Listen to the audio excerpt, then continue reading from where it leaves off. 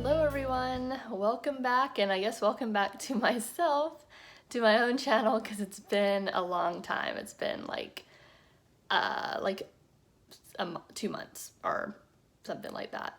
So anyway, that I've put up a video.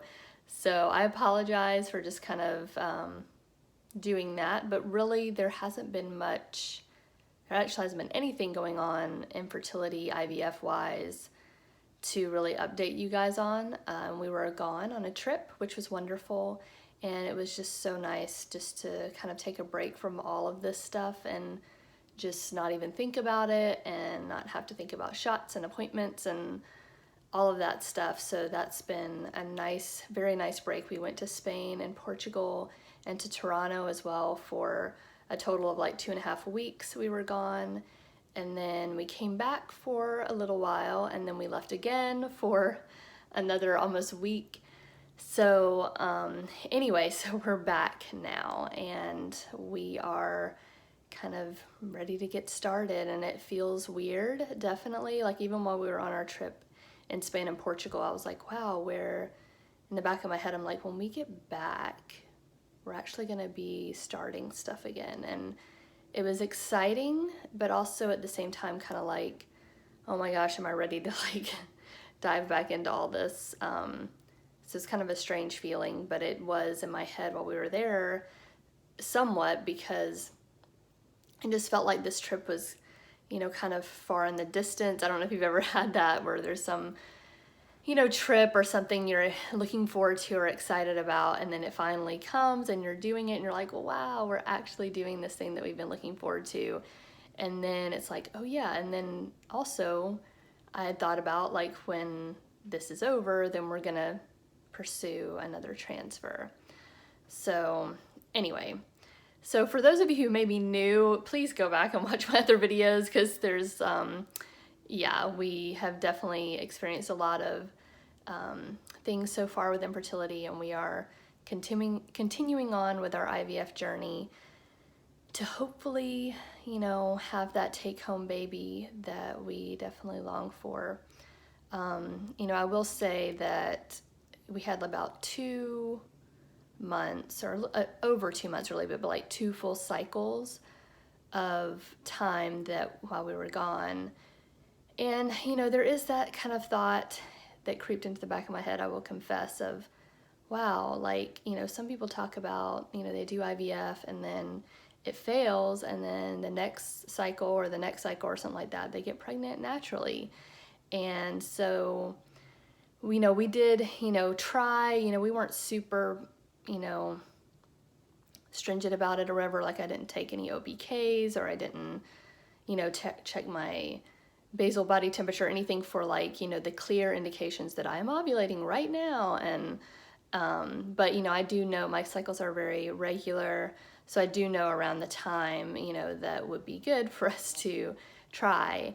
And so we did that, you know, for those 2 cycles, and, you know, we're not pregnant still, so it didn't work. But it definitely, I think, kind of creeped into the back of my head of just like, well, you know, maybe could be possible, and that would be amazing.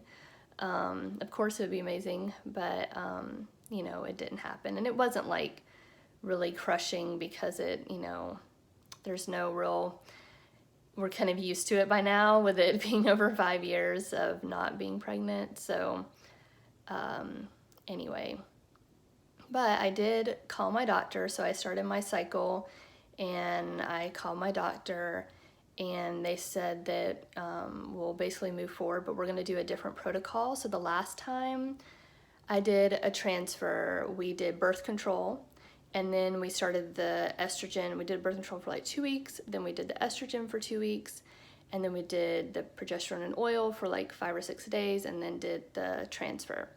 So this time I'm actually going to do a Lupron protocol, because for those of you, if you look back, I think it's like my last video actually I uploaded was us trying to do the ERA test. And I actually, so I did the same protocol, because basically with the ERA test, you're doing the exact same thing as you would for a transfer.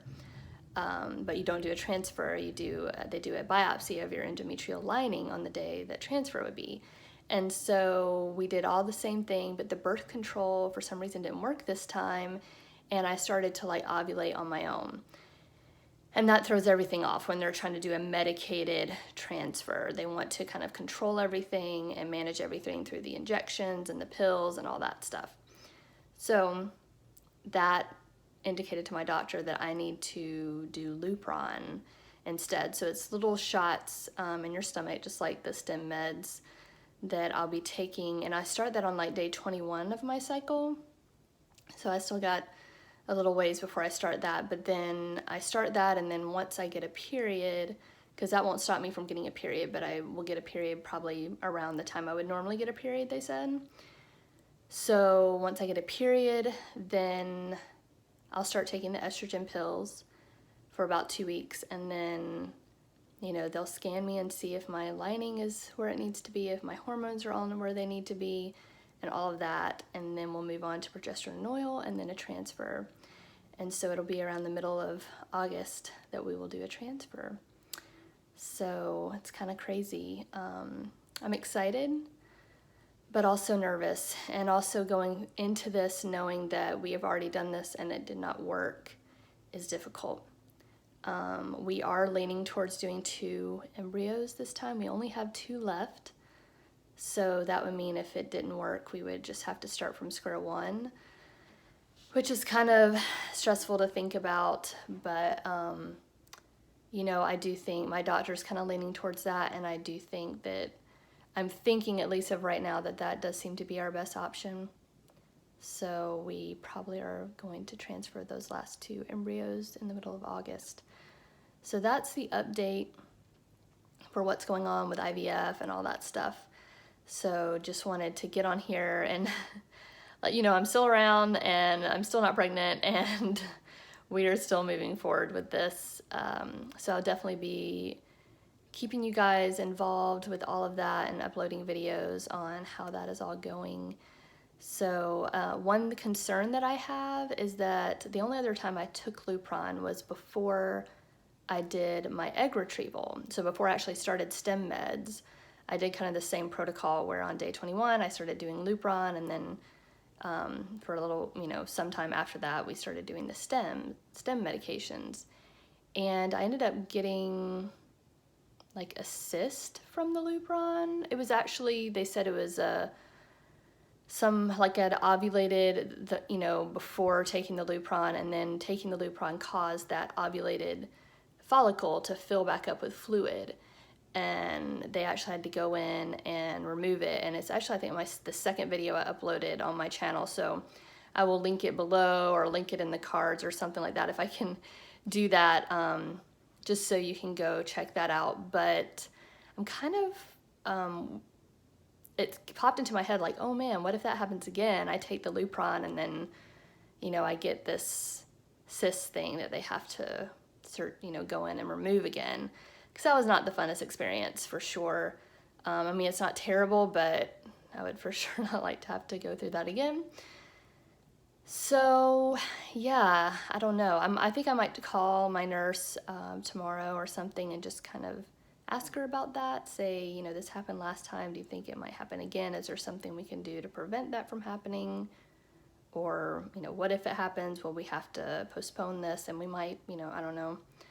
So anyway, that popped into my head the other day. I was like, oh yeah, I did get that cyst last time I was on Lupron. So anyway, I'm hoping to do more videos soon. So definitely subscribe and stay tuned to, thank you guys so much too for all your support and just your continued comments, and even like new subscribers that have subscribed since I've been in absence on YouTube for a while. Thank you for doing that, and just so appreciate the support and just continued reminders that we are not alone in this journey, and it's really tough and no one wants to have to go through it. But, you know, my whole reason for doing this is really just to help you guys realize you're not alone in the feelings you have, the emotions you have, the struggle of this, and just in the practicality of it too, of just the medications, the injections, and all that stuff. And I'm, yeah, just want to provide that, and I know that it's been a huge encouragement and comfort for me, for other YouTubers that do that. So thank you, other YouTubers who do that. I so appreciate that. And again, we are not alone. So, all right, well, I will see you guys in the next one, and yeah, bye.